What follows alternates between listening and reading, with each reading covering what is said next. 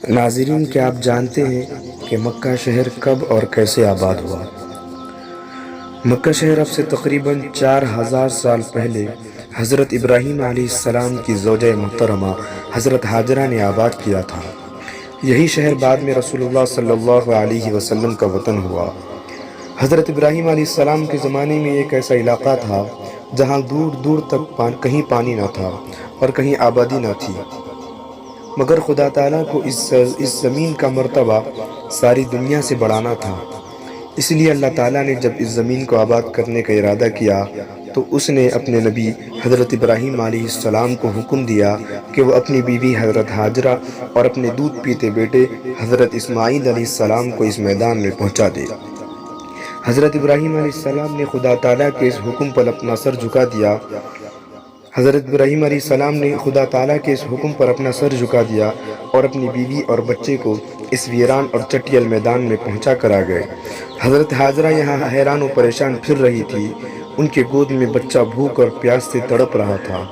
خداوند کریم نے وہاں اپنے فرشتے حضرت جبرائیل علیہ السلام کو بھیجا، جس جگہ آج بیت اللہ شریف ہے۔ حضرت جبرائیل علیہ السلام نے اس کے قریب آ کر زمین پر اپنے پاؤں کی ایڑی ماری اور خدا تعالیٰ کے حکم سے وہاں پانی کا چشمہ جاری ہو گیا۔ یہی وہ چشمہ ہے جو زمزم کا کنواں کہلاتا ہے۔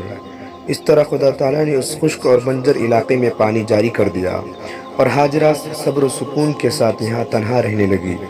یہاں پانی دیکھ کر پرندے آنا شروع ہو گئے اور ہر وقت ان کے جھنڈ اڑنے لگے۔ اتفاق سے اس زمانے میں یہاں سے قافلہ گزر رہا تھا۔ یہ قبیلہ بنی جرہم کا تھا جو پانی کی تلاش میں بھٹکتا پھر رہا تھا۔ انہوں نے پہاڑوں پر پرندوں کے جھنڈ اڑتے دیکھے تو وہ سمجھ گئے کہ یہاں کہیں پانی موجود ہے، اور پھر ڈھونڈتے ہوئے وہ کنویں کے پاس آ پہنچے۔ یہاں انہوں نے دیکھا کہ ایک تنہا عورت اپنے بچے کو لیے بیٹھی ہے۔ ان لوگوں نے حضرت ہاجرہ کے پاس آ کر ان سے وہاں رہنے اور پانی استعمال کرنے کی اجازت مانگی۔ حضرت ہاجرہ اپنی تنہائی سے گھبراتی تھی۔ انہوں نے اس قافلے کو وہاں رہنے کی اجازت دے دی۔ اس طرح یہاں حضرت ہاجرہ کے بعد پہلی آبادی قبیلہ جرہم کی ہوئی۔ اس کے بعد یہاں آہستہ آہستہ اور لوگ بھی آ کر بسنے لگے، اور دیکھتے دیکھتے یہ سرزمین جس کو اس وقت تہامہ کہتے تھے ایک چھوٹی سی بستی بن گئی۔ حضرت ہاجرہ کو یہاں رہتے ہوئے 15 سال گزر گئے تھے۔ ان کے بیٹے حضرت اسماعیل علیہ السلام کی عمر بھی 15 سال ہو گئی تھی۔